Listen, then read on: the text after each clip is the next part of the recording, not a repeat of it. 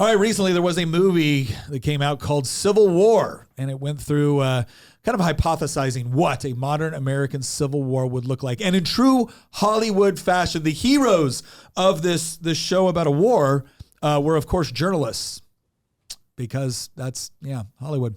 But that was not even the most irritating part of it. No, the most irritating part of this movie was apparently whoever wrote it decided that a really truly like realistic scenario for how various factions in the United States could break down and challenge the federal government's supremacy, blah, blah, blah, blah, blah, would result in Texas teaming up with none other than California. Yeah, that's definitely probably how that would go down. I got a question for the writers, for the director, whatever it is.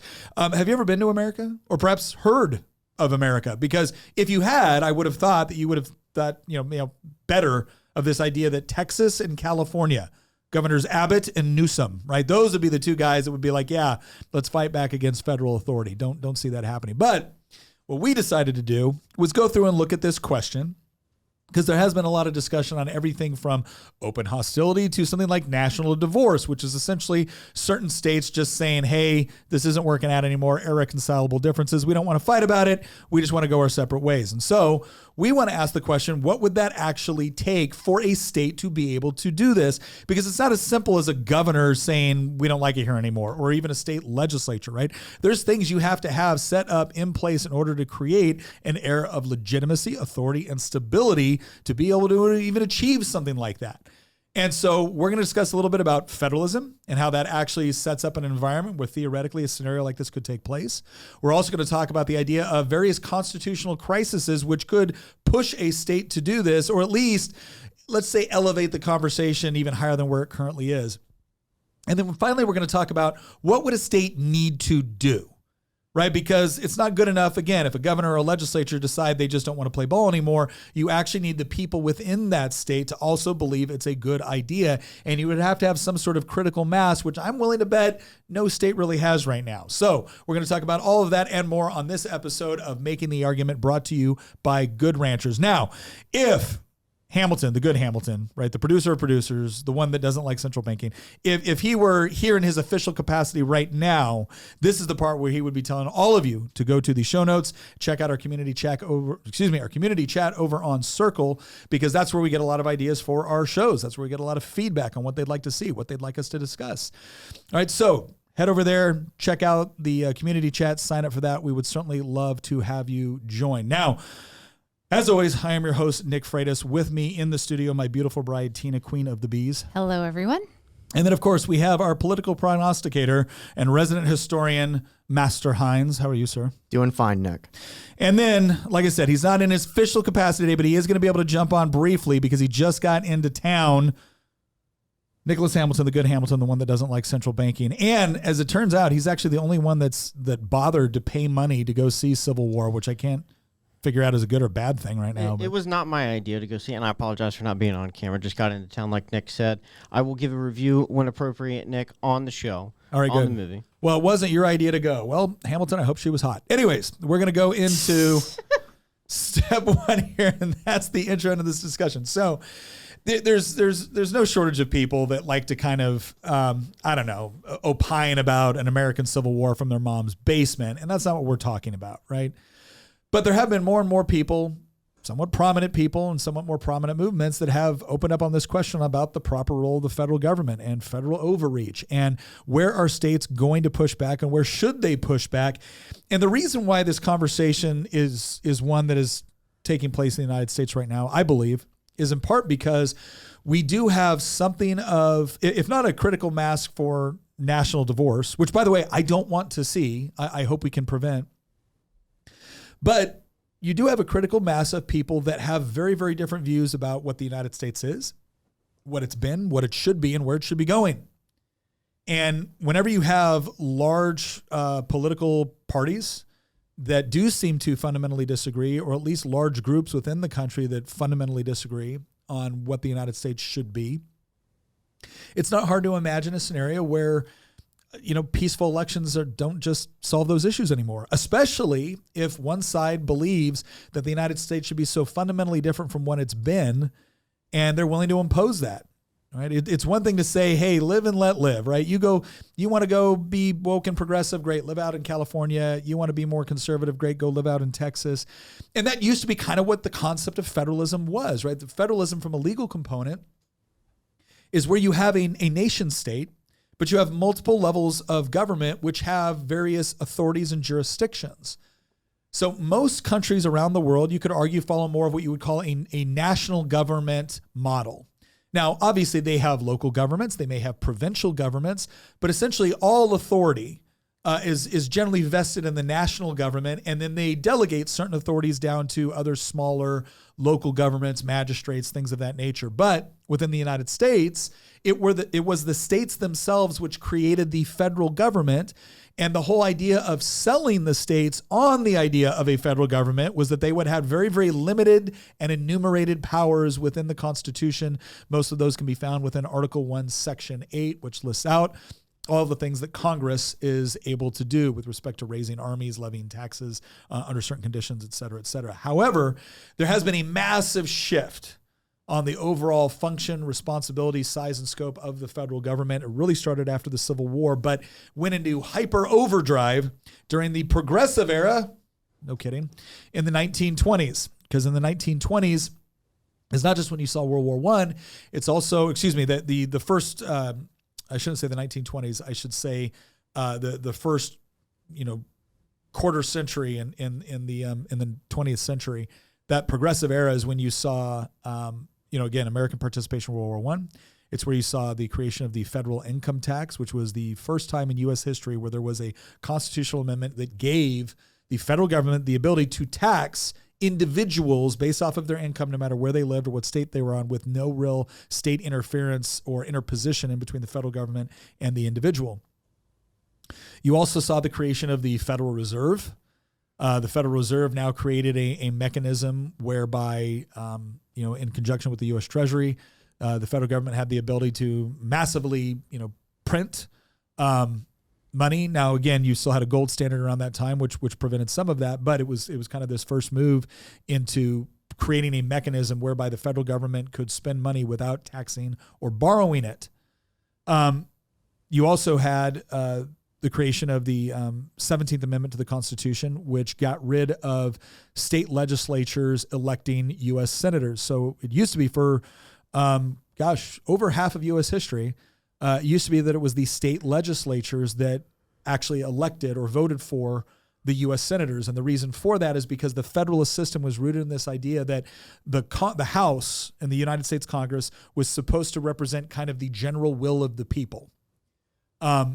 The United States Senate was supposed to represent the will of the states. And so it made sense for state legislatures to appoint the senators as opposed to having popular election, because they wanted that close connection between the legislatures, state legislatures, and the United States Senate, just like they wanted that close relationship between the people and the House. But as we had this rise on this idea of democracy as opposed to a federated constitutional republic, all of a sudden this emphasis became on, no, we need more and more focus on popular election, and that's where, or popular election of U.S. senators. And that's kind of where you see, it's kind of that movement that you saw, but it really did degrade federalism. Now, I would argue that the biggest degradement of federalism was the 16th Amendment to the Constitution, which was the federal income tax, because now, even though the federal government does not have the authority to do, I would argue, a lot of the things that it's currently doing, the way it gets away with it is if I can take money away from your citizens, and then the only way you can get that money back is if you do what the federal government is recommending that you do, well, there's a large incentive from state legislatures to do that.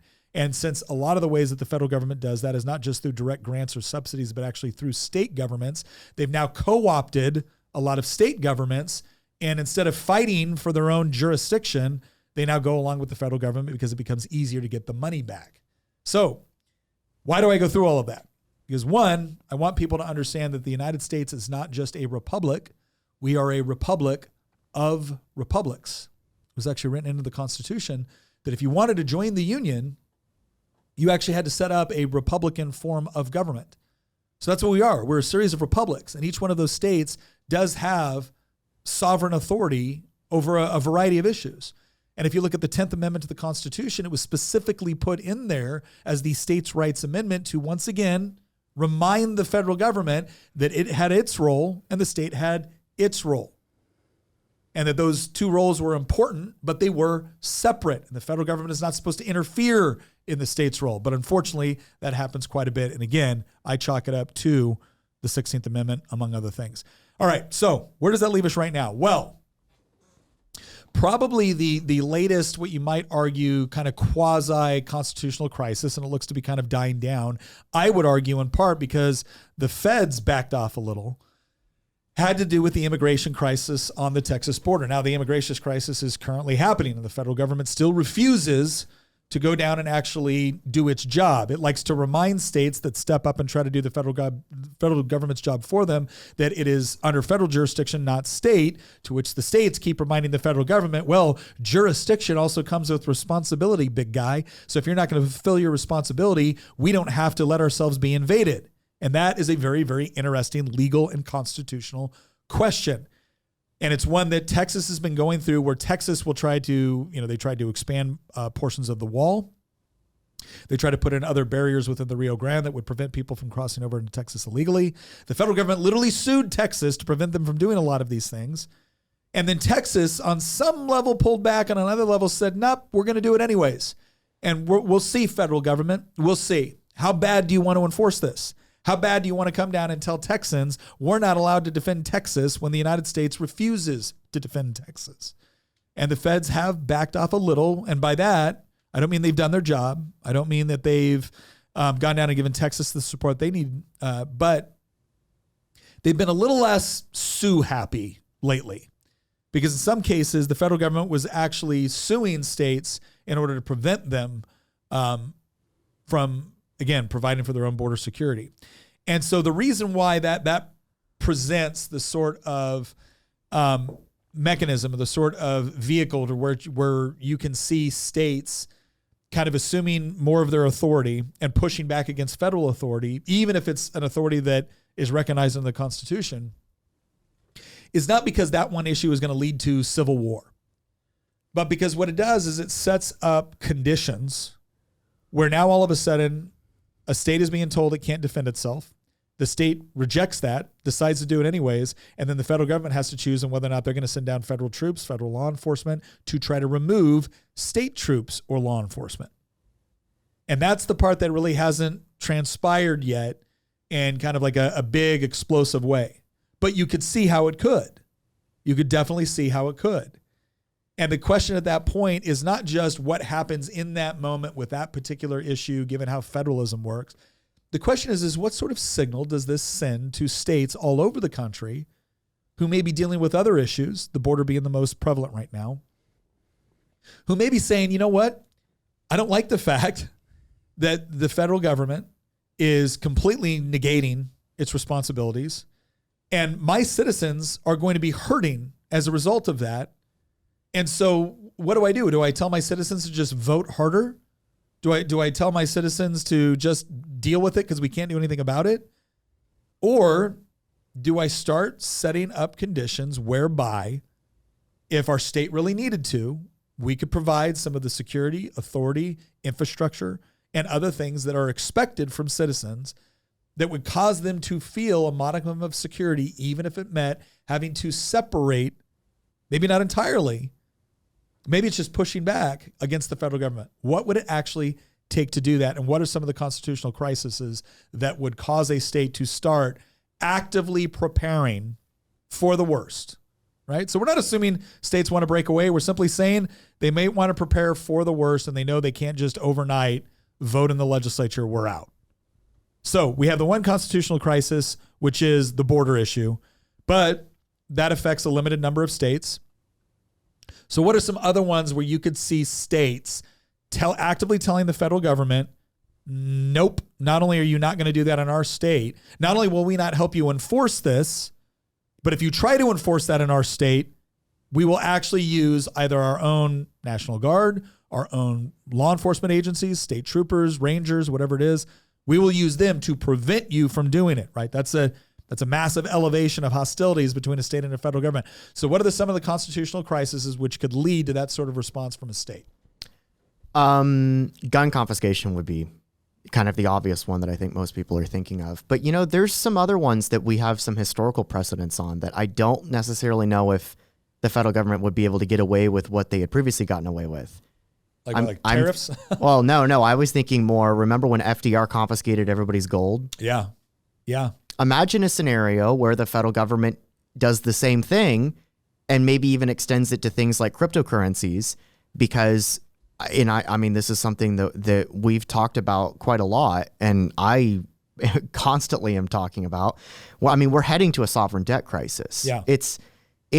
It's almost inevitable at this point, and unless we do what we talked about the other day, where I said Trump needs to do to the federal government what Elon did to Twitter, right? Like maybe we could avert it if that happened. Well, but that's a good point. So let's focus in on the constitutional crisis component of this. So again, we mentioned the border. Guns is another one that's very, very obvious that people have talked about. Like, I'm not handing over my guns. I will do everything I can to peacefully comply with that, with laws that go into place, right? Or excuse me, peacefully not comply with that civil disobedience. I was going to say, wait a second. No. Do I even know you? I will do everything I can to engage in peaceful civil disobedience against someone trying to confiscate my firearms. But push comes to shove, I'm not handing all my guns over to a government that would be the sort of government that would confiscate my firearms.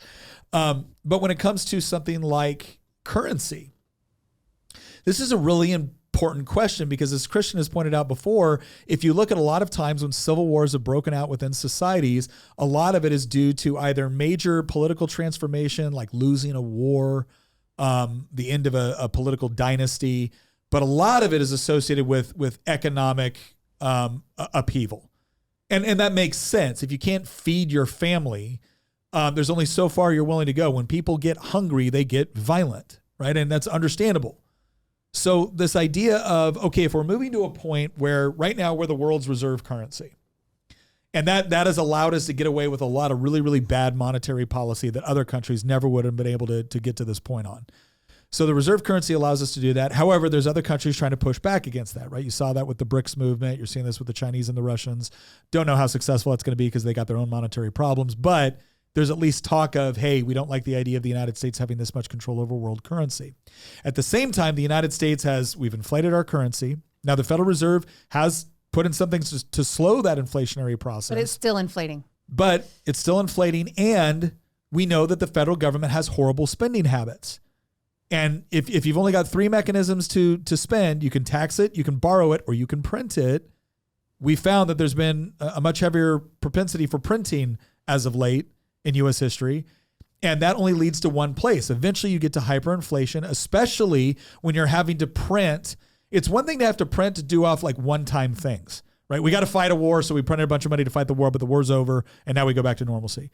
Or, and I'm not saying it's good, I'm just saying it's different. Or, hey, we had COVID, and so we had print a bunch of money to deal with COVID, but now COVID's over, and so we're not going to do that as much.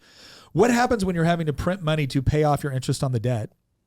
What happens when you have to print money to prop up massive social welfare programs, which were dependent on an increase, like an increasing birth rate that you no longer have? Yeah. So now you have to rely on immigration, but that comes with other issues. So what happens all of a sudden when now you have a major economic crisis, the dollar has lost a significant amount of its value, but people have planned ahead, and now through things like maybe, gold, silver, commodities, but more likely things like cryptocurrencies, what happens when all of a sudden the federal government decides, well, no, we're not going to collect taxes exclusively in US dollars anymore. We're going to collect taxes with something else. Or we're going to engage. We've now declared this particular type of currency to be subversive and illegal, and we're going to confiscate it. And for anybody that says, oh, Nick, that's ridiculous, FDR confiscated people's private gold. It was illegal to own it. Executive Order 6102. It was that one, and that's where he also killed the Jedi. But the point is... No, that's Order 66. Oh, my bad. All right, I got him confused. This guy has no media literacy. You've seen that joke probably about media literacy, but like the point is that there's a real it happened in the past. Like there's a real possibility that you could see a day where the federal government decides, oh, people are piling into gold and Bitcoin or whatever, other alternatives to escape the dollar. Well, we're just going to mandate that you use the dollar for X, Y, or Z. Yeah. And in fact, they don't even need to criminalize the possession of it like they did in the 1930s. They can simply say, you're not allowed to use these things for... Which is the same thing as criminalizing, because one of the things that makes a currency is acceptability. And if we say, if you set up a legal framework where you will not accept this form of currency in order to facilitate transactions, well, then that's another way of like essentially banning that. You can own it, you just can't use it as currency. Well, okay. Now what's its value then, right? Now, gold or silver, we understand its value because it has intrinsic value as a commodity. Other things don't. Other things' value is based off of its acceptability within a currency exchange. And this is one of the things where you ask, how does a society break down? Currencies are incredibly valuable for a complex economy. It's necessary because you don't want to run around saying, okay, I got a bag of apples and I need, a shirt. You've got the shirt, but you don't want a bag of apples. So now I got to go find somebody that wants a bag of apples so I can get the thing from them that you want that I can change. Currency makes all that, seamless, because the currency is what will be accepted by everybody. Right? And this is why it's so important, and why when you see a civilization break down based off of the government debasing the currency or some other problem with it, you see people moving into barter. And I will tell you right now, if it ever got really bad in the United States with the total sovereign debt crisis, I'll tell you exactly why I would be fine. Good ranchers. Because I will tell you what will always be currency in my household, and that is red meat. Red meat will always be currency in the Freitas household. If my kid comes up, hey, Dad, can I borrow the car? Yes, absolutely. I will be requiring a tomahawk steak for that. Right? So that's the way Good Ranchers is planning ahead to be not only excellent meat for you, but potentially currency during the apocalypse. Right? In order to stave off the apocalypse, Good Ranchers is actually offering you price shielding. What exactly does that mean, Nick? Well, I'll tell you. If you go to goodranchers.com and you put in promo code Nick and you sign up for one of their subscriptions for some of the best beef, pork, poultry, or wild-caught seafood you have ever had delivered directly to your door. If you sign up today in 2024 for that subscription, they're going to lock you in on the price today all the way to 2026. So no matter how bad it gets in the United States, and hopefully it won't, but no matter how bad it potentially does because of poor monetary policy, you'll still be able to get that meat for the same price that you locked into it in 2024. So go over to goodranchers.com, put in promo code Nick, and take advantage of that deal right now. I don't even know what you're waiting for. In fact, I'm a little disappointed. I mean, you can continue watching, but on the side, put up another menu and do that. All right, let's go ahead and get back to it. Hold on. Can I chime in real quick? Yeah. You talked about there being, a states' rights crisis, right? Or not state rights. Yeah, that's that. Yeah, some sort of condition or catalyst that would cause a constitutional crisis.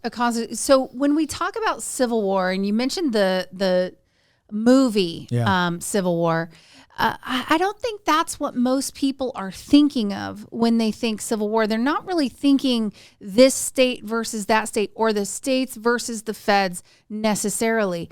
Most of the people I hear wanting to start the shooting war now are the people that are watching other people transing the kids and, all these crazy ideas of the left, this just total woke stuff. They're like, can we just separate from these people now? So I think it's Americans wanting to separate from Americans, not necessarily Americans wanting to separate from their government or from I get, and let's be honest, it's not just, again, the position I've always had is I don't want to see the United States break apart. I feel like the irreconcilable differences here are between people. No, I don't disagree with that, but the problem is that's easy to say. How does that mean you separate? And then how do you do that? And that's a total cluster if you try to think of that. Well, and not only that, but it's not just the right saying this. When Donald Trump first got elected in 2016, there was people out there with big signs saying California is a nation, not a state. That's true. Right? So this whole idea of elevating the conversation of national divorce didn't start yesterday with Drag Queen Story Hour. It really started to elevate more from the left when Donald Trump got elected in 2016. Right, but a lot of their ideology is what's pushing it. I agree. And us wanting to adhere to our ideology and them creating every newfangled ideology you can think of. Okay, but here's the point, though, all right? Mm-hmm. Everybody can say that all day long. How do we separate? How do we do this? But nobody is saying, and therefore I want to secede, right? No. They're moving. Now, I will say that's one thing that's happening that is unique. There's always been a lot of movement within the United States, and typically it was based off of a couple of things, right? Economic opportunities, and a lot of it too was kind of based off of age and weather, right? So older people tend to leave colder climates as they get older, and they move to warmer climates if they have the ability to do so. That's why you have, it's why you have a larger senior population in places like Florida and places like Arizona. So you go from like a hostile weather environment to a more temperate weather environment. Yeah. And there are some people that make the argument that just like you would have hostile weather environments or hostile like environments as far as your surroundings go, what grows there, what doesn't grow there. You could also create a hostile political environment to keep the people out that you want to keep out. And Christian brings this up sometimes. I see Tina's been reading Hoppe. Yeah, I want to get into that, but the first point I'm making is addressing your question. You're like, this isn't about states trying to do X, Y, and Z. No, not yet.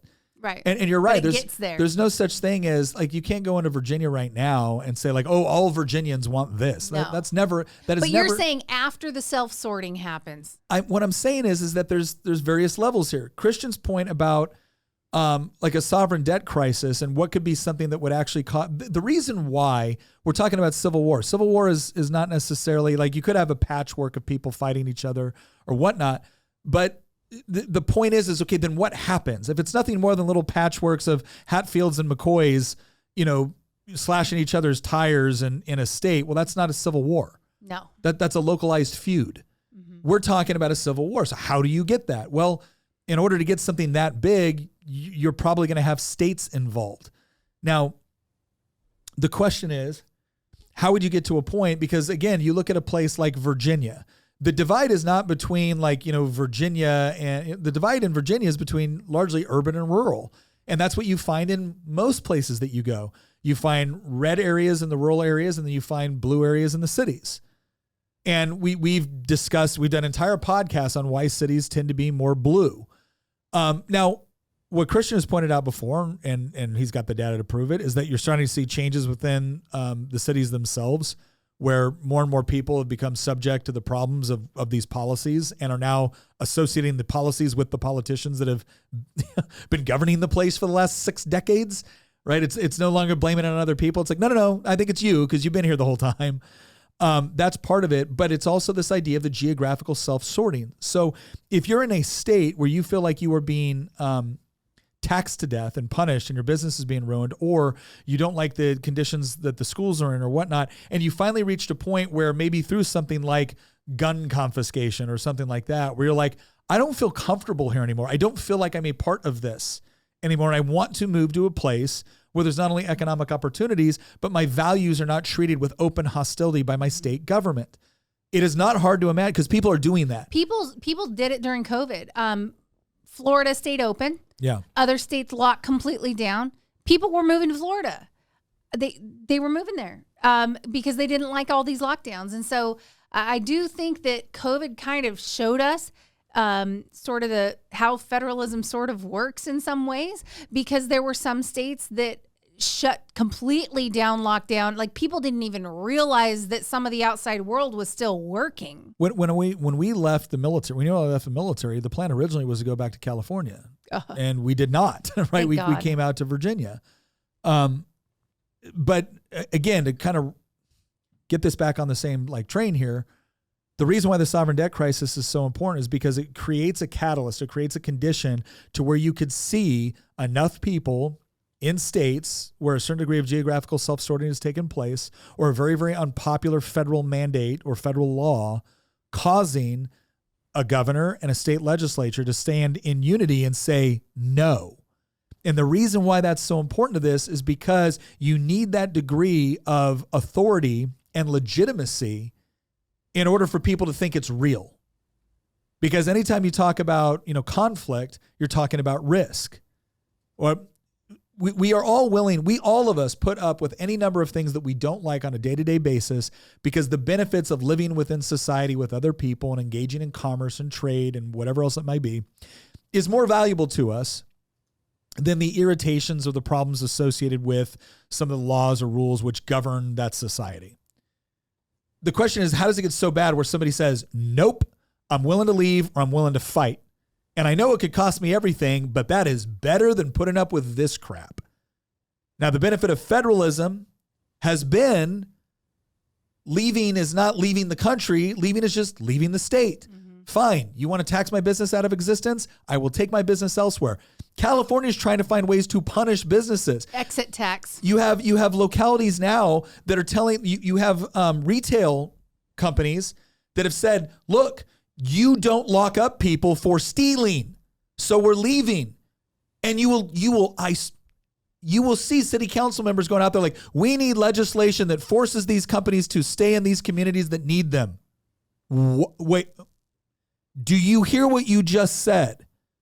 We need a law which tells people that they're going to be forced to work in a particular area because our community wants it. I seem to recall fighting a war about that, where we told people that you're not allowed to require other people to work for your benefit, that they get freedom of movement, that they get to take their property and leave if you're not treating them correctly. But we have no kidding, and it's always in blue cities, don't shoot the messenger, coming forward and telling a Walgreens, you're not allowed to leave. What the hell is that? I don't want to hear one person that thinks that's a good idea ever lecture anybody else on fascism again. Because the government telling a Walgreens, you're not allowed to leave because our community needs you.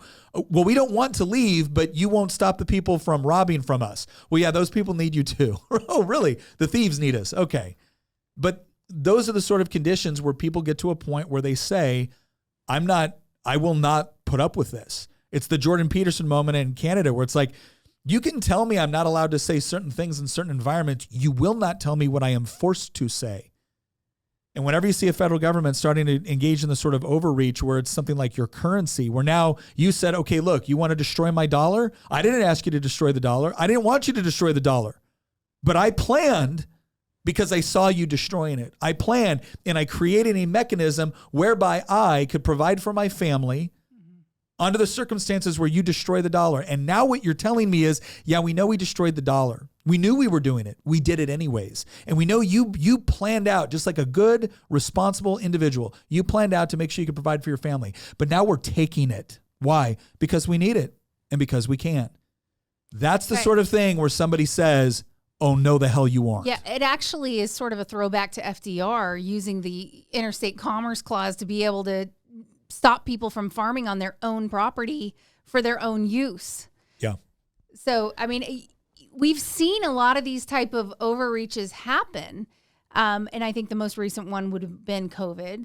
But there is kind of a point where if you've got a Supreme Court that doesn't agree with, like, let's say the Supreme Court says, hey, this is fine. It's all fine. This is totally constitutional. Yeah. Then what? It's like we don't just use the Supreme Court to decide what's constitutional or not. I mean, they've been wrong many times in the past. Well, and that's why you would get a situation. So sovereign debt crisis, currency manipulation or currency confiscation, gun confiscation, maybe the federal government. Let's imagine a President Newsom with a Democrat-controlled Congress and a Democrat-controlled Senate with Elizabeth Warren as the Senate Majority Leader. They're packing the Supreme Court. Yeah, they'd pack it. They're packing the Supreme Court to get what they want. And then all of a sudden, it's no longer fine. I'll leave California and I'll move to Idaho. All of a sudden, it's like, no, there's nowhere to escape. They've decided that the federal government, they've decided that the Second Amendment no longer means what it means. And now if the ATF decide to come in and confiscate your firearms, they expect full cooperation from state troopers and local law enforcement. Well, and that's what they do. They will hire the brutes they need in order to go do what they need to do. And that's one of the dangers also of just sort of, I think, blindly letting federal law enforcement just run roughshod over local law enforcement. Well, I mean, it's one of the dangers of the federal bureaucracy, which is why I keep hammering home. And I mean, I will continue to repeat it until I'm blue in the face that the number one job of any hypothetical future Republican administration needs to be to utterly gut the federal bureaucracy because they are the enemy. I'm going to keep calling out the enemy as long as they keep broadcasting that they're the enemy. The universities are the enemy. The press are the enemy. Hollywood is the enemy. But you know the biggest enemy of them all is the federal bureaucracy, because I don't fear Hollywood. Hollywood makes terrible movies anyways. Like, I don't fear Columbia, and I certainly don't fear the type of lunatics that they're churning out right now. But I do fear the IRS and the ATF. And there are the 80,000 EPA. new armed IRS agents. Well, I don't know that all the 82,000 new agents are armed. But the point is that, like, I don't fear Abigail Spanberger, or my representative, my unfortunate Democrat representative who's now running for governor. I don't fear the governor either. Yeah. But I certainly fear federal law enforcement, and not even just federal law enforcement, the federal bureaucracy itself. Yeah. And so I think that's where the big danger is. But, we did an episode once about catalysts. Have the conditions been met for a breakup of the United States, an actual civil war, or some sort of mass unrest at the state level, or even within states? And we mentioned that we haven't quite gotten there. We've met a lot of conditions, but we haven't met all of them. And then we also did an episode about what would it take to actually tip things over the edge. And we talked about hypothetical things like Trump indictments. At the time, it was a hypothetical. Now it's now it's Tuesday. But we talked about that. We talked about stacking the Supreme Court and packing it. And we mentioned that, that was actually a very dangerous thing, because you could very well have states saying, well, the Supreme Court's now an illegitimate institution and we don't recognize anything that they put out. Then you do potentially get a showdown with the federal government, who uses the packed court decisions in order to justify certain things. And then a state like Idaho says that's null and void within our borders. Yeah. And so there's things like that could happen, right? A packed court, gun confiscation, currency manipulation, a debt crisis. There's plenty of things that could tip things over the edge. But in terms of like a response, this is where the black pill turns into a white pill, actually. Yeah. And the reason why is because we talk about all these other like historical examples. Like, we've brought up repeatedly Weimar Germany, for example, right? Like, Weimar Germany went through a hyperinflationary period, and I got really bad news for how the story ends. Yeah.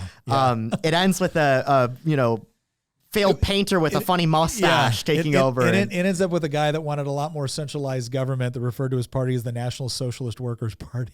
and declared whole ethnic groups subhuman and decided to launch the bloodiest war in human history, right? Yeah. So like it He doesn't end was a well. big fan of From a River to the Sea, Palestine Will Be Free. Yeah, from the Volga River to the... Anyway. Yeah, he was that sort of guy. The point is that, like, we know how the story ends there. Yeah. But you know what? We have some advantages that they didn't have in Germany. And you actually mentioned it at the very beginning of this podcast about the difference between the federal system that we had and that we have in the federal system that Germany had. Germany had a federal system in the 1920s. Yeah. This is actually a legacy of the Holy Roman Empire, that Germany had never been unified. And then Bismarck and Wilhelm I, they unified after the Franco-Prussian War. But when they create the German Empire, it's not a unitary state. It's actually a federal, not republic. It's a federal monarchy of monarchies. There's individual constituent monarchies like Bavaria and Saxony and stuff like that. And after World War I ended, that system stayed in place. Even though they abolished the monarchies, they kept the federal system. But here was the problem. The federal system was too weak, and the Weimar Constitution and the political system was too weak in order to prevent a tyrannical, genocidal maniac and his political party from taking over and demolishing the country. I mean, first demolishing Europe and then demolishing the country, right? Yeah. But the benefit that we have is that, unlike in Weimar Germany, our state institutions, even with the 16th Amendment, even with the 17th Amendment, even with the increasingly majoritarian system, pure democratic system that we're moving towards, even now, our federal system is arguably stronger, not even arguably, almost certainly stronger than the federal system that existed, and certainly the political system that existed in Weimar Germany. So if you get a hyperinflationary period and you get a bunch of people becoming radicalized and they're starting to vote for the KPD or the NSDAP, the Communist Party and the National Socialists, there's things that the state governments can do to push back against the federal government in a way that Bavaria was simply incapable of doing in the 1920s and 30s. Well, I think that's true, because, and this is where I talk about the whole legitimacy side of things, right? You're not going to war because your neighbor Bob decided, I've had enough, I'm fighting back, right? Like that's not happening. That's not a thing. But if all of a sudden you woke up one day, let's say a variety of those things happen. Let's say that,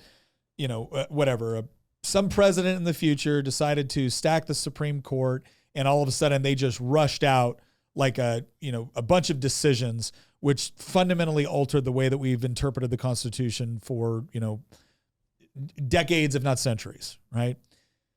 if something like that were to happen, and the next morning you woke up and your governor in a fairly conservative state said, this is illegitimate. This is wrong. This has never been the way that we've done things within the United States of America. This is complete federal overreach. We are appealing to the 10th Amendment of the United States Constitution. We're also recognizing that nowhere when the states signed on, whether the original states signed on to the Constitution, did we ever completely cede federal interpretation of its own authority and powers. That can't be a thing, right? The states get to have some say in what the actual interpretation of Article 1, Section 8 of the Constitution is. And so we're letting the citizens of whatever, Florida, Idaho, Texas, we're letting you know that we do not recognize the federal government's authority to confiscate your firearms. We do not recognize the federal government's authority to freeze your bank accounts, right? We do not recognize that. And we are actively working to provide you mechanisms right now whereby you can transfer funds, or you can do this, or you can call this hotline and, notify us if such and such is happening. And Texas Rangers or Texas State Troopers or your local sheriff or whatever else. If your governor got up and said that, you'd be like, okay, I now understand that this, these two authority structures, which are both legitimate, right, which have typically operate in concert with one another, there's now a conflict. And I'm not left by myself. I'm not left by myself and my neighbors. I'm not left by myself and my co-op, right? No, my state, and if I agree with my state and I agree with what they're doing, and I'm like, gosh dang, about time. Well, now I'm willing to back them up. That is that's necessary. That's necessary. So the question is, and here's the most important part about this, because anybody looking at this is like, oh, great, it's another conservative fever dream about civil war. Again, I fought in a war. I don't want one on my shores. I don't want one in my hometown. I don't want one in my home state. I don't. But one of the reasons why it's so important for states to be able to provide that sense of legitimacy and authority was to prevent the federal government from overreaching. That's a critical component of our system. That is not a bug. It's a feature. It's a feature within our system. And so I would argue that there are several things that states, like if you saw this really coming over the horizon, if you really thought like, okay, it's no longer just broad theory, it's no longer a couple of weirdos sitting around talking about this on a podcast. It's something we need to prepare for because we owe it to our own citizens, right? Texas Governor Abbott could have got up after the Supreme Court made their decision and said, well, guys, I'm sorry, the border is the federal government's jurisdiction and we're not legally allowed to do anything. And so we're pulling our troops. But he didn't. He said, no, I have an obligation to protect Texas and the people of Texas. And so I'm going to continue to do these mechanisms. And he kind of dared the federal government to stop him. Mm-hmm. That's the sort of thing I'm talking about. What does a state need to do in order to set themselves up for that? Well, one, you got to have a population that's going to have your back, that they want you to do this. That they are tired, they are fed up, and they think you have moral and legal authority to do what you're doing. Right? That moral authority is really important. Because again, if you stack the Supreme Court, you can claim legal authority all day long. But does anybody think you have genuine moral authority to engage in that legal action? So it is important for states and for governors and for your state legislatures to actually maintain that moral authority, legitimate moral authority. The other thing is that you have to be willing to assume some sort of risk or push back. And the reason why I think this part is so necessary in order to prevent a greater split or to prevent actual open hostility is because what we kind of saw in Texas was the federal government got their Supreme Court decision. Then we're like, oh, see, you can't do that. And Texas went like, yeah, tough, we're doing it anyways. And then 25 other states said, we support Texas. And quite frankly, did the federal government send down the FBI or the ATF? Did they nationalize the Texas National Guard? Did they send in the 82nd Airborne Division? They didn't do anything visible, but that does beg the question, what are they doing behind the scenes? I think the federal government realized that they were losing the moral argument on this one.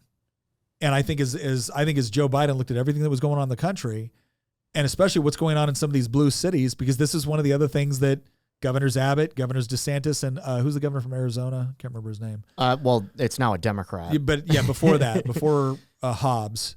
Ducey. Yeah, when they packed up buses full of people that came into the country illegally and shipped them off to blue cities, they created a crisis in their own backyard to where now Joe Biden didn't have quite the same moral authority. Because, the mayors of New York, Chicago, Washington, D.C., Philadelphia, they were more than happy to just call everybody living on the border a bunch of ignorant bigots and hicks when it wasn't their problem to deal with. Let's also remember, though, that unfortunately Texas has not been able to stem the tide. No, they haven't. And that's, I think, another huge reason that the federal government didn't escalate this, because they probably concluded, and I think unfortunately rightfully so, that there's ultimately very little that Texas can do to actually secure the southern border. And obviously they cannot secure the New Mexican, Arizonan, or Californian borders with Mexico. And so it's almost like you're just reshuffling deck chairs on the Titanic, right? Yeah. And I do think that if you got to a point where you had a larger pushback on something like that, and the federal government, realized that if the other side, if the states win, then they stand to lose something. Because I don't think the federal government actually necessarily lost. They just didn't gain something else. No, they didn't lose. They didn't win. Now, if there's a showdown where they stand to lose something, I think they will escalate. I want you to imagine. Imagine a scenario where Governor Abbott goes before the state legislature and goes before the people in Texas and says, "Look, the reason why we haven't been able to stem the tide is because we don't have enough resources within the Texas National Guard, and clearly this is a problem. Because let's face it, the Texas National Guard is not a full-time force. Guardsmen are citizen soldiers." Right. So every time when you mobilize the Texas National Guard, you are pulling people out of jobs and occupations within the economy that are important to your economy. This is one of the reasons why when Israel fights, they have to win right away, because they have to mobilize a significant portion of their economy away from the productive sector into the kill people and break things sector. Right. Same thing here. You had to mobilize a bunch of people into the productive sector of the economy in order to do the Border Patrol's job. Now, I want you to imagine Governor Abbott saying, "Guys, we have to fund our own Texas Border Patrol. Our own Texas Border Patrol that's going to be responsible for doing X, Y, and Z, and this is what we're going to do." Now, all of a sudden, you've elevated it in such a way to where, once again, the federal government has to ask themselves, what are they willing to do? Because what happens when you pass through the Customs and Border Patrol checkpoint and then you hit the Texas Border Patrol checkpoint? Right now, you've elevated this a little bit to where they're not preventing CBP from doing their job. They're not preventing CBP from accessing or leaving in the area. They're not doing any of that. But they're setting up an additional level. Now, again, voters get very mad about this. And they're like, we shouldn't have to pay for this. It shouldn't be this way. You know what? You're absolutely right. But it is. So are you willing to do what needs to be done, which is have additional resources designed in order to deal with this, or not? Yeah. And what some conservative states are realizing is there's a lot of conservatives out there that would like to get really mad on social media. But when it comes to, nope, we have to allocate the resources to do X, Y, and Z, they're not interested. I would love to see a solution on this, and I think I've mentioned it on this show a few times. But some of these states, it would be great if a state like Texas could say, we are no longer allowing our citizens to pay federal income taxes. They will pay what they owe to the federal government to the state. And the federal government will have to come to the state to get that money. And I feel like that would give the state so much more leverage to be like, you're not getting your federal dollars unless you come and do the job that the federal government's supposed to do and secure this border. Otherwise, we're going to keep this money home and do it ourselves. I don't disagree with that. And I think it's an escalation that you could actually see one day, but I don't think it's like an initial escalation. Like, I feel like that's how it should work anyway. Well, I don't disagree. And before the federal income tax, it worked a lot more like that. So it's not as if we don't have any history of doing it similar to that. The problem is that the federal government automatically most people, the vast majority of people do not pay their own federal income taxes.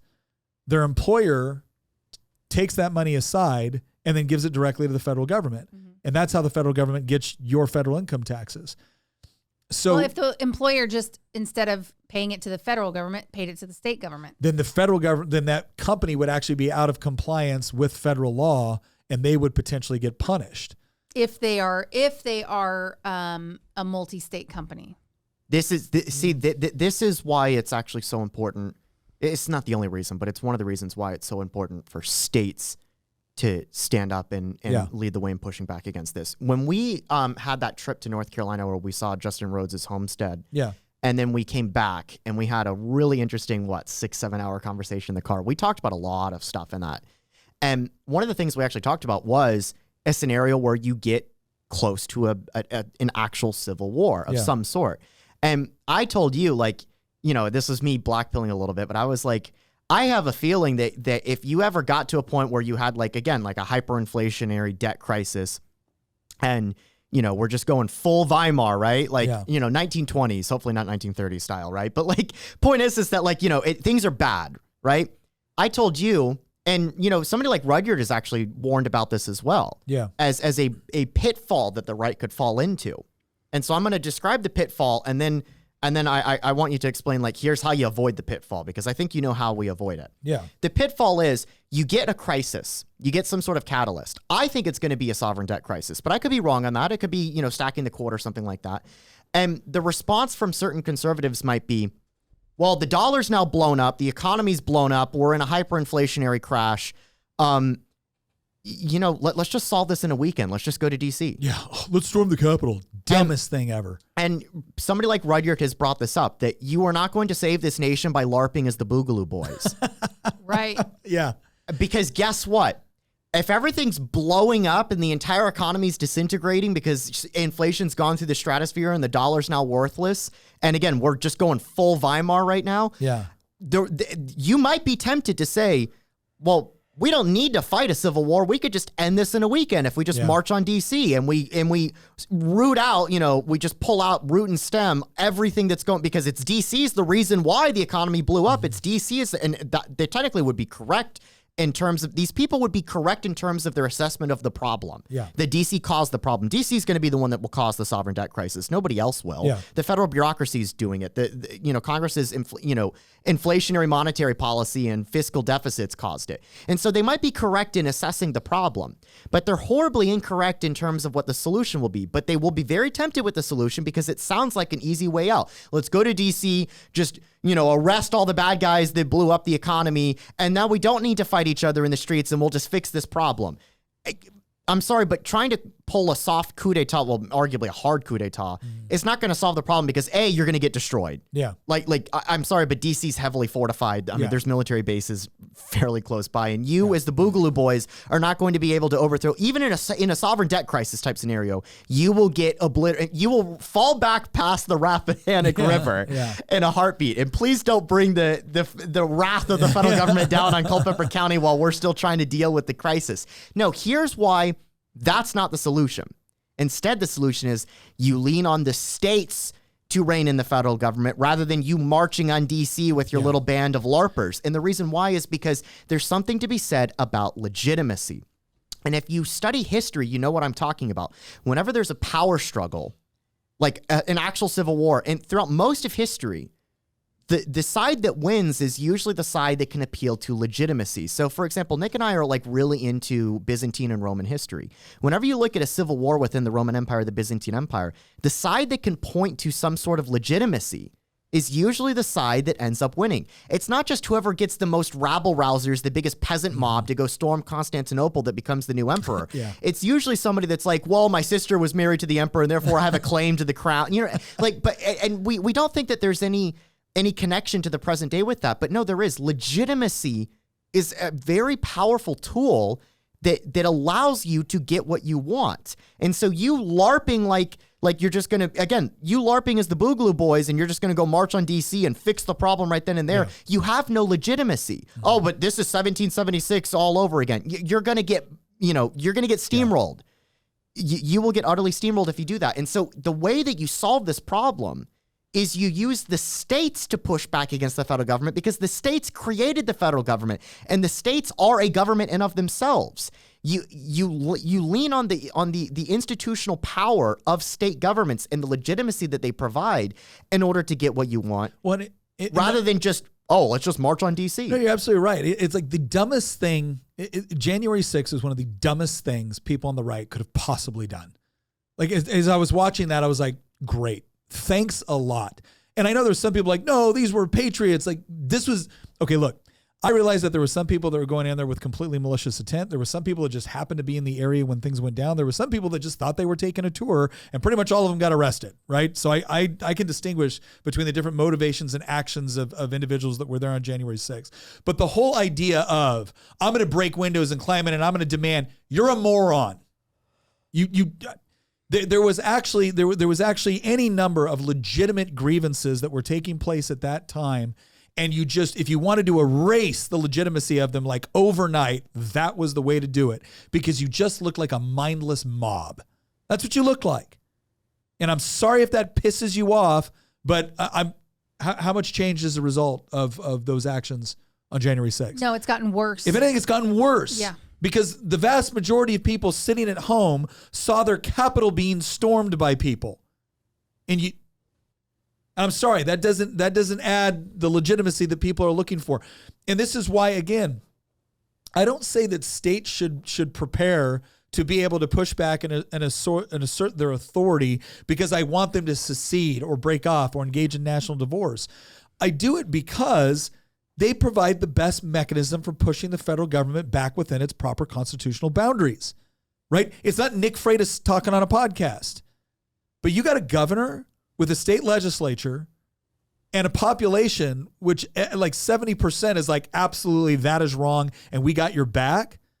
Well, now all of a sudden you're putting the federal government in a real pickle, because unless they plan to like drop the 82nd Airborne Division down on Tallahassee, right? What are they going to do?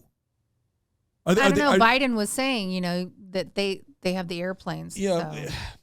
The point is that it's again, that's when the federal government LARPs and thinks, oh, well, we're the federal government. Okay. But you don't got enough guys. And that's the part that most people don't understand, is that when it comes to enforcing federal law, states don't have an obligation to enforce federal law. Localities don't have an obligation to enforce federal law. Federal law enforcement agencies have to do. That's why they exist. And oftentimes they operate in conjunction with state and local. What happens when state and local says, no, what you have done is illegitimate? And the vast majority of people within that state believe it's illegitimate. And the legislature believes it's illegitimate. And the governor believes it's illegitimate. Well, now you force the federal government into a real position of, how bad do you want to go down and enforce this thing that you even know? You stack the Supreme Court. You even know this isn't totally legitimate. But again, if it's just a bunch of groups and individuals complaining about it in 50 different states with nothing to actually coalesce around, that's not intimidating to the federal government. It's just not. But if you have one state that says, no, we're not doing that, and then other states come by and say, no, they're right, and you're not doing it here either. And that doesn't fully happen until the people self-sort. That's, like you were saying before, various people will move to other states that are more friendly to their ideology or what they believe in, whether it's bluer or redder. Yeah. And they will self-sort, and then the battle lines are a little clearer at that point. This is the part I kind of want to end on, and more as a thought. We're actually going to dedicate a whole episode to this next point, but I want to get people kind of thinking about it because we're going to talk about it. And this is something that, again, I'm going to give full credit to Christian for articulating. It was this whole idea that, once upon a time, again, if you take more of a libertarian mindset, our idea has always been that, look, the government's role should be incredibly limited. It shouldn't focus on a bunch of things, maximize individual liberty, protect property rights, facilitate a legal system, which, makes sense, and then back away, right? You don't need to be involved in what everybody's doing in their day-to-day lives. You just don't. The problem has been, and this is what we've seen, and this is what a lot of, states have woken up to recently, is if you create an environment where you just create an incredible, like, low taxes, easy to understand, easy to follow out, low regulatory environment, super easy to start a business, super great. It's not like you attract people from California, or excuse me, let me reword that. That doesn't mean 100% of the people that you attract coming from California are going to recognize that, what makes this such a great place to live and do business is that the government doesn't get involved itself in all of these things. It keeps a low tax, low regulatory environment, and I'm free to do what I want, but I'm also expected to, No, I'm going to move to the place that gives me the best, but I'm going to bring all the other voting habits with me. Well, and the way that works typically would be they get there and they go, you mean that's not a law here? We need to correct that. And then they go and they start lobbying their people and they're like, well, we need a law just like this because that protected us from X, Y, and Z. And, it's always protection, but really they're trying to keep their competition down. Well, and let's not even look at it economically. You mentioned it as a business thing. So that's why I said that. The larger argument that I'm making, though, is that there are certain cultures which foster free market economics, property rights, individual liberty, personal responsibility, and there are certain cultures which do not foster those things. Mm-hmm. And it turns out some, not all, but of the economic, the social, and the political are connected. And it would seem that they are inextricably connected, which means the person that says, oh, I like the low taxes, but I don't like all this other stuff. I want these government programs and I want this. Okay, well, the government programs require higher taxes. Oh, I like your low regulatory environment, but I don't think that that's safe that person's doing over there. Okay, well, then you're going to have to increase regulations. And one thing, why does one thing always seem to lead to the other? Mm-hmm. And this is the part where conservatives and libertarians butt heads. And both of them have a point, right? Because the fundamental libertarian point is, the problem is government shouldn't be doing these things. You're correct. But the people with the cultural values that actually appreciate the government shouldn't doing those things, they don't just show up and appreciate your lower taxes. They inevitably want the government to expand to do all these other things over here that they think are great. It's the locust effect. And so here's the problem. How do you foster an environment that just doesn't have low taxes or low regulations? Right. How do you foster an environment that also appreciates that the government should be limited with respect to its scope? And what more and more conservatives are arguing for now is, I'm sorry, we lowered the taxes, we lowered the regulations, and all it did was invite people that don't understand what it takes to sustain lower taxes and lower regulations. You have to make it hostile in a different way, hostile enough to where they don't want to move there. Or they want to leave. You're seeing this in Florida now where I am watching... You're watching the woke progressives go, oh my gosh, leave Florida. It's not safe for us. Now, again, are they being totally hyperbolic? Yes they are. Nobody's rounding up liberal progressives and blue hairs and putting them in camps, right? That's not happening. What this is that they want the sort of San Francisco approach to everything with respect to social order and social norms. And Florida's not going to give it to them. Florida's not even saying, you can't do X, Y, and Z. Florida's simply saying we're not going to use tax dollars to promote it. We're not going to allow it within, your drag queen story hour in the public school system. And that is enough for some of these people to go like, oh, this is hostile. We're being genocided. It's time to leave. And I think a lot of Floridians are being like, bye. What other areas can we do this in? This is working great. And the problem is now again, this is the argument that we've made, right? And I still think that this is in line with my principles because I don't want to use the government to compel people to do things that I don't think the government should compel people to do. But it seems to be good enough, at least for right now. It seems to be good enough to say we are no longer going to use tax dollars to subsidize what you prefer.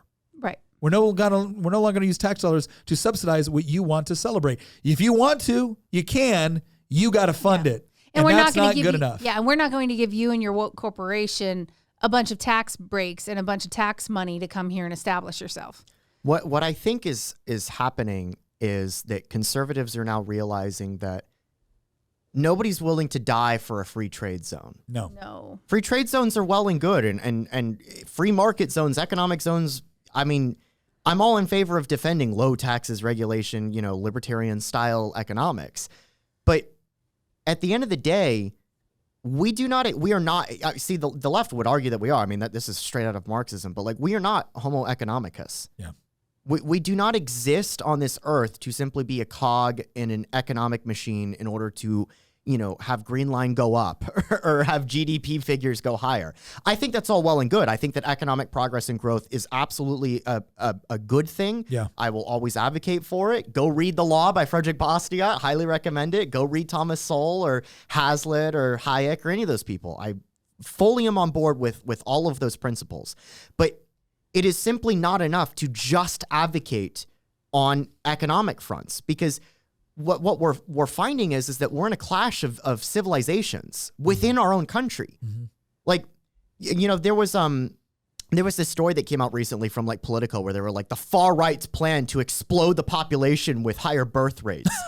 and like somebody pointed out that like, this is hilarious. It's now far right to say, just be a normal person and do normal things in society and start a family and have have kids and pass on your genetics. Like that's now far right. Well, you know what? In some ways, they kind of let the mask slip there, because it is actually right wing to believe in those type of things. I wouldn't say it's far right. I'd say it's like normal right wing behavior to say that like, oh, having kids and getting married and living a healthy lifestyle and like believing in these and all these things is actually good. It's objectively good. It's objectively morally good. True. Yeah. Like, and here's the thing, like the Gospel of Matthew has a line about how, it is written that man cannot live off of bread alone. That's probably one of the truest things that has ever been written down on paper in all of human history, because what Matthew is getting at in that line, and a lot of people kind of like, are skimming, or not reading between the lines here, but what Matthew is saying, because the full quote is that, man cannot live off of bread alone, but every word that comes out of the mouth of God. And I've butchered the quote a little bit, but that's the gist of it. And what they're saying is that we exist in order to embody something that is higher than ourselves. We're supposed to orient our lives towards the divine. Christianity would argue in the Gospel of Matthew that is Jesus and that is, the God of the Old Testament.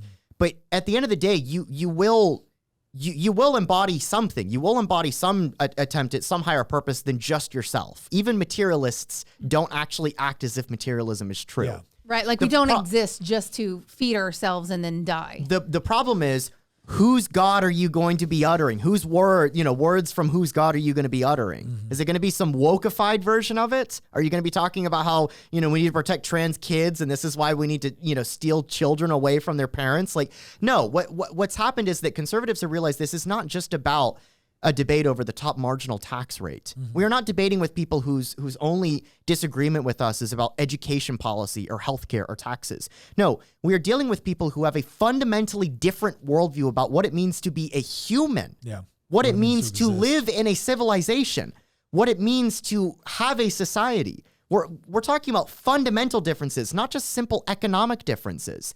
And if you want to defend the things that you believe, and I certainly believe, lead to better economic outcomes, well, you need to defend the civilizational foundation that provides for the economic outcomes, because you don't just get free markets out of nothing. I think that is the biggest problem that I have with certain, not all, but certain libertarians, is this idea that, again, we are just an economic entity. And as long as I have free markets and property rights, I don't care. Certain things are byproducts of other things. There's a reason why when John Adams said that our Constitution is written for a moral and religious people and is totally unsuited to any other, that has relevance. It's because if people are not capable of self-control along some sort of set of moral guidelines or common understanding about the world and right and wrong and induction and deduction and everything else, if you don't share that with other people, it is incredibly difficult to coexist with them. And what we're increasingly finding is that to the extent that someone like me is willing to say to somebody that completely disagrees with me on any number of issues, theological, social, moral, and whatnot, like, look, you can do your own thing, just don't force me and I won't force you. That is not good enough. That is not good enough for the progressive. The woke progressive absolutely believes that you should be compelled to do so. They will start with convincing. They will then graduate to coercion. But there's another graduation level beyond coercion, and I'm sorry, that's just reality. And if you don't believe that, I'm gonna suggest to you that you don't have a very good grasp on history. And so, no, I have become completely convinced that if you are in a state where they're not willing to proactively, let's say, I'll put it this way. I don't want to live in a state where the government comes in and says, you must go to church, even if it's a church I agree with. I don't want that. What I also don't want is the government taking my funds and giving it to institutions that they control, that some other private entity controls or whatever it is, in order to push a particular ideology, political, theologically, social, whatever it is. But that's what's currently going on in every single state. I don't care how red it is, right? The left is doing that. In very, very few instances can you find anything comparable on the right, anything comparable. You will one day. And that's going to be the big issue at this point is, do you have enough, like what I am hoping states will do in order to prepare to actually push back against the feds and push back about what's happening right now, is that the starting point has to be, we refuse to subsidize people that hate us. We're not punishing you. We're not locking you up. You can have a business, you can raise a family or not, right? You can do what you want, but you don't get to subsidize and you don't get to hurt other people in order to achieve your objectives. Pretty simple. Pretty simple. And yet, every single state you go to right now, every single red state you go to, you are being actively taxed, regulated, compelled or coerced in order to either directly subsidize or indirectly provide advantage to institutions, companies, organizations that absolutely disagree with your worldview. And nothing comparable is happening on the other side. That is not sustainable. So you're either going to have governors and state legislatures that start saying, nope, here's what it is, even playing field. Because here's what we found. The moment the left has to compete just on a level playing field, they flee. We're being genocided. Why? Well, because you're not allowed to give puberty blockers to a 12-year-old. I'm sorry, did you just equate not allowing a 12-year-old dealing with serious mental health issues to medicate in such a way that will alter their physical development for years, if not forever? Did you just make a moral equivalent between that and genocide? Yes. Okay. Yeah. You need to go. You need to go somewhere else. And I'm not telling you got to go, but if you don't like this, we're going to do more of it. We're going to do more of this if it gets you to leave. And I would love for you to go to California, where they think that's great. Go to California, go to Washington State, go to Oregon, go to Portland, go to Seattle, wherever you would like. They love those policies over here. But here we don't. We don't like them. And if you don't like them, well, maybe this isn't a good place for you to live. And I'm sorry, I don't think that's unreasonable. I don't think that's unreasonable. In fact, I think it's a minimum level of effort that needs to be taken. And the reason that we're doing this podcast, this particular podcast, is because all of us at this table intrinsically know that once we get to that point, they will not accept live and let live and coexistence. The trans youth of Mississippi must be liberated. Like that will be the argument that they will make. They will come up with a moral justification to impose their will on red state America, because again, it'll be, well, the trans youth of Florida are being oppressed. We must come in, and protect these oppressed minorities. We have to come in with Pfizer and medicate your children for their own well-being. Like, okay, no, they'll come out with lawfare and stuff like that. They'll have court rulings and federal regulations being. I mean, they're already doing this, right? Yeah. Like Title IX is already being weaponized against. It's funny because Title IX was originally written in order to try to protect women's sports, and now it's actually being used to utterly destroy women's sports. So it's well, you also have places like California with Governor Newsom making California a sanctuary state for trans youth that want to leave the state they're in and leave their parents, and California will harbor them. But again, it's not going to be enough for them to simply say, we're going to be a sanctuary state for all of this stuff. They will want to use federal power to impose the same rules on other states. But they're basically being a sanctuary state for child trafficking. Yes. And that's going to be the point. So that's also going to be the point where you're right. I think let's say you got to a point where you had enough geographical self-sorting where it was like, fine, you move to California, you know exactly what you're getting. You move to Florida, you know exactly what you're getting, right? You can show up, you can say you don't like it, but you don't get to act surprised anymore, right? You all moved there, we all moved here. Like, we're still part of one country, but we do things a little bit differently here. You do things differently over there. We're living and let live. Christian's point, and I believe this is true, is they won't put up for that, because for them it's going to be justice denied anywhere is justice denied everywhere. Yeah. And that's why we need a federal law and a federal ruling and a federal this. And they will equate it to whatever they need to morally in order to justify that. And that's the point. That's the point where if you have enough self-sorting and you have states that have said, nope, then it becomes the question, okay, how bad do you want to go through with this federal government? And the way that you push back at that, because they will not stop. That's my whole point. Somebody will have to push back eventually, because the left respects no restrictions on power, none whatsoever. Leftism itself is a memeplex geared towards acquiring and consolidating power. That's what it is. It's a mind virus whose end goal is to seek out and acquire power. The thing is, and so if they respect no limitations on power, there will come a day, even if you do all the self-sorting, even if you do everything that you just talked about, there will come a day where they will say the trans youth of Alabama, Mississippi, Florida, Texas, whatever the state is, must be liberated. Yeah. We must liberate the genderqueer activists of Tennessee. Like they will find some oppressed victim, even if it's one person. How will they create these oppressed victims? I'll tell you how.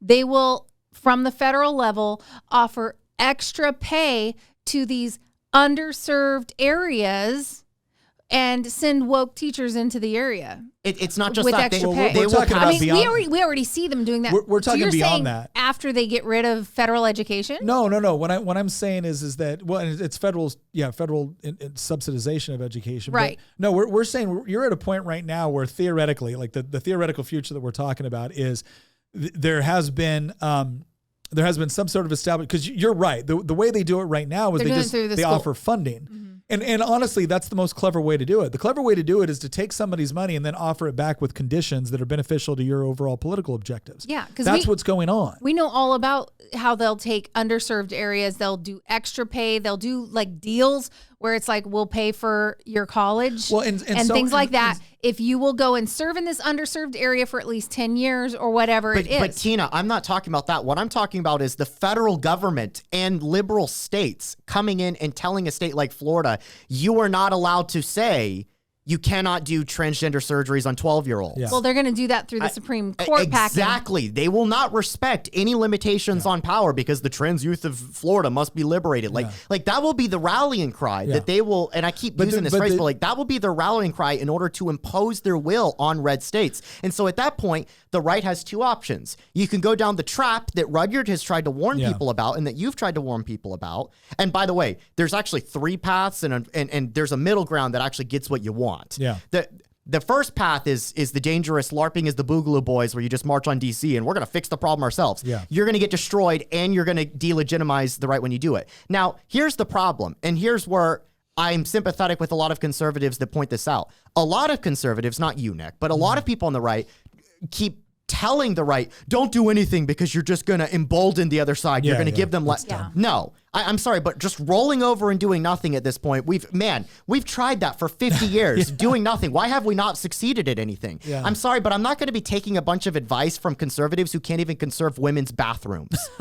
So to the crowd out there that's simply saying, don't do anything because you're going to embolden the enemy, I'm sorry, they're already emboldened. Yeah. Or don't do anything because you're just going to give them legitimacy. They don't care about legitimacy. Or don't do anything because you're just going to empower them. Yeah. They don't respect any limitations on power. So the don't do anything people, they should be utterly discredited at this point. Yeah. Utterly discredited at this point. Well, they're the reason we are where we are. Exactly. That's why I said I'm not going to be taking advice from conservatives who weren't even able to conserve women's bathrooms. Yeah. But that does not mean that you have to overcorrect so far that you just take direct action into your own hands and you end up LARPing as the Boogaloo Boys. We have a mechanism on the right to push back, and that mechanism is the state governments. Mm-hmm. They grant us legitimacy in a way that the Boogaloo Boys have no legitimacy. But you know what? Florida does. The governor of Florida has a lot of legitimacy because he's been popularly elected by the people in the state. And what's more, the states have legitimacy, even with everything like the 16th and 17th Amendment. They have legitimacy because they created the federal government. Yeah. And so if you want to push back and you know what's coming, we all know that the left does not respect any restrictions on power.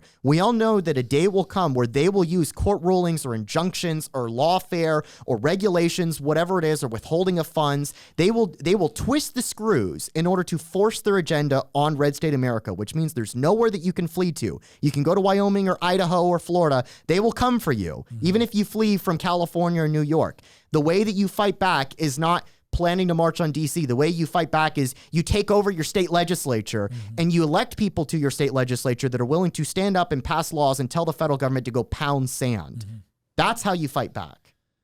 I don't disagree. I know there's going to be some ANCAPs that are like, you guys have still failed because you're still relying on government power and it's all illegitimate. Sorry, man. I don't know what to tell you. I've read a history book or two, and I'm not disagreeing on some sort of moral level. I'm just simply saying for practical reasons, if you really want to push back at what's going on, I still maintain that federalism is the best way to do it. But it is, just like Christian describes, something where you actually have to have a critical mass and a certain degree, an air of legitimacy. Maybe it's not legitimate to you, but I guarantee you it's legitimate to the vast majority of people.